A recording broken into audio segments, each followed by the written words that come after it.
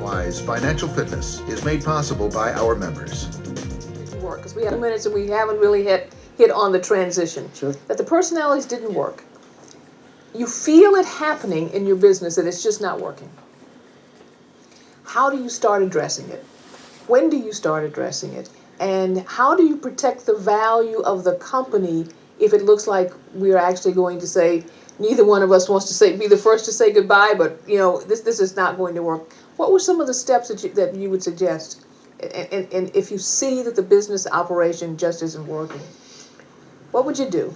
Well, I want to go back to the initial planning at the outset, and that's where an operating agreement or a shareholder agreement, when you're bringing in multiple parties to launch a business in the first place, that's where it's essential. Okay. Or if it's a slightly different scenario and you have one person who's the head honcho and there are other people who are working for the company when the company starts out cash poor, well, what you can do is you can incentivize them with stock options or the profits interest equivalent in an LLC.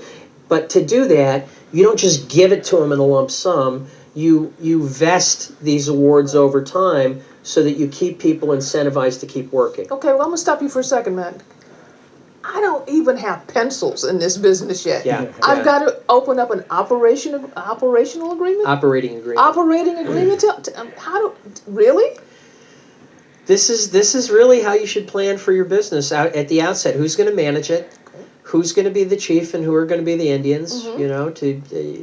And what responsibilities are the different people going to have, and how are they going to be rewarded for their work? All right. Okay. So, and on a tax basis, how does this work? Would you actually, if we had this operating agreement, are there special things that we should consider on a tax basis while we're putting this together? Yes, so many you couldn't even start discussing. Give me the top five, George. The tax on how you break it up. If someone's buying out the other person, Okay. are you splitting up into two organizations? But I think we go back to the idea of the operating agreement. If you take it, yes, you do. You should take the time to set things up in the beginning. Pay a lawyer a little bit of money to come up with these things, because you'll pay a lawyer a lot less money later on if things get messy. And it is a big part to start off that way, because if you see things going bad, it can, as a messy divorce happens, you can spend lots and lots of money and kill a business that has a lot of potential because there's a lot of fight in them, and it gets very, very personal in these things. And apart from spending a lot of money on litigation over who owns how much of a business, what's almost worse is there's tremendous unpredictability if you go into court. One side will look at some facts and they will think, this is a slam dunk, I am going to win this.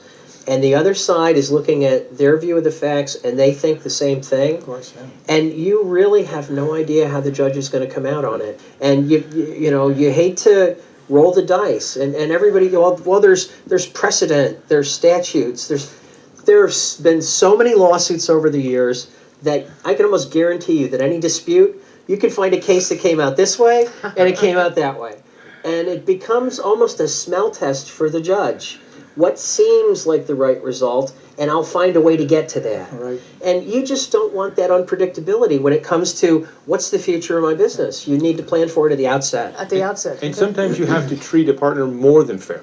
You say, well, it's fair to give them this amount.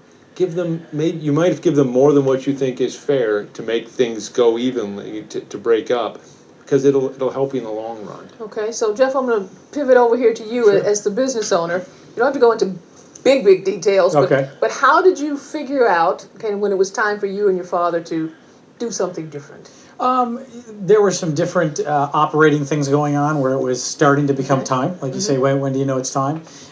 We've been fortunate that we always communicated and started talking about. The buyout started in January of 2011.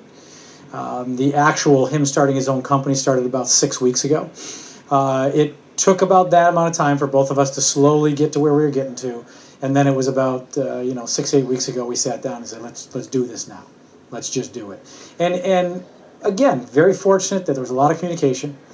A lot of, he knew what he was going to go do. His payments show up on time. That's very important.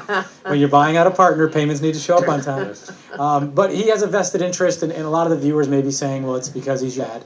I think that's part of it, but I don't think that's most of it. We really ran it as a business. If you ask any of the employees that work for us, if you ask any of our clients, I think most of them would say, no, they really ran it as a business. They happen to be father and son, but they really didn't run it as a family business. We ran it as a business. Okay.